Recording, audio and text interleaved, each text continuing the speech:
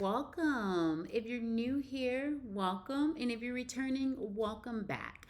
My name is Terria. I help new providers start licensed facility based adult day programs serving adults with intellectual disabilities.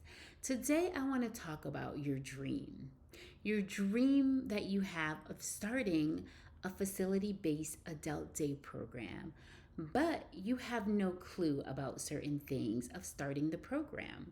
So let's talk about what you need to have a clue about if you want to start a adult day program. Number one, you need to know who you want to serve. So many times I get on a call trying to help people start their adult day program, but they haven't yet figured out what population they want to serve. And then they think it's all the same thing. It's not. It is not all the same thing. You need to know who you want to serve. Trust me, it'll make a world of a difference. You'll know as soon as I go down this list of things you need to know. Is it elderly? Are you trying to serve the elderly? Are you trying to serve adults with intellectual disabilities? Who are you trying to serve? And if you're trying to serve both, what licensing are you going to get first? Because you can't do them at the same time. You need to figure out, at least if I want to serve both, figure out which one you want to start with. Do you want to go through the adult daycare licensing process, or do you want to go through the adult day program day hab processing first? You got to figure that out, okay? Number two, what services you want to provide. So, what are the services you want to provide? Do you want to provide health services in your adult daycare or your adult day program, socialization, job training? What services do you want to provide? You got to get that figured out, okay? Number three, where will you be providing these services? Where? Is it going to be out in the community? Is it going to be in a facility?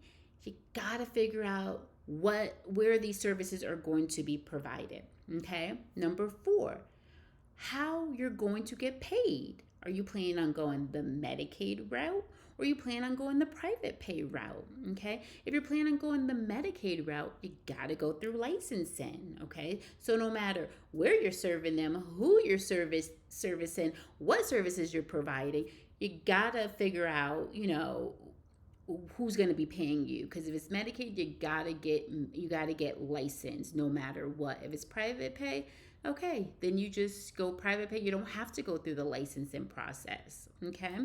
um Number five, how much are you going to get paid? Okay. You never want to start a business, any business, and not know if it's going to be lucrative, if you're going to make money. Nobody gets in business to close down business, okay? You got to know how much money you're making. You got to make sure it's enough money to cover your expenses, to keep business afloat, to make a profit.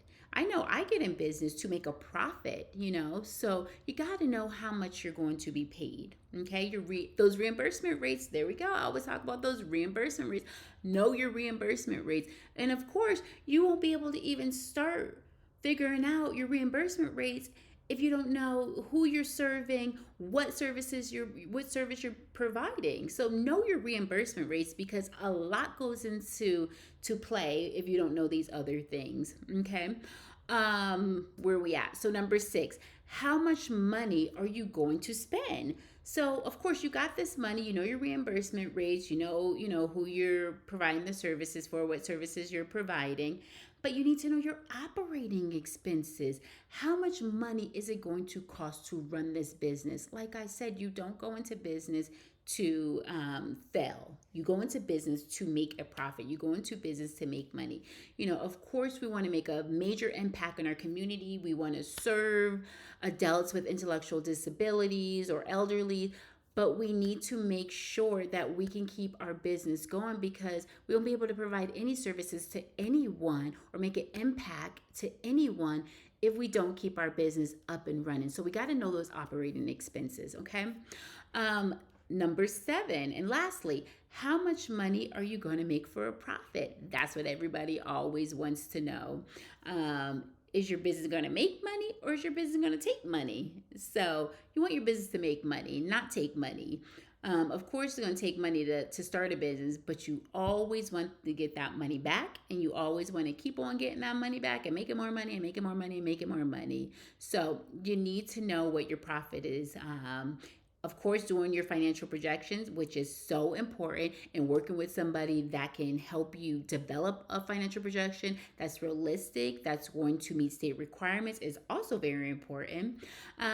But I hope that was helpful. Those are the things you got to have a clue about.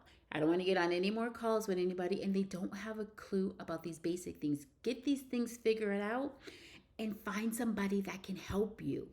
If you are somebody that wants to start an adult day program and you're struggling through the process, you know these things, but you don't quite know how to get started.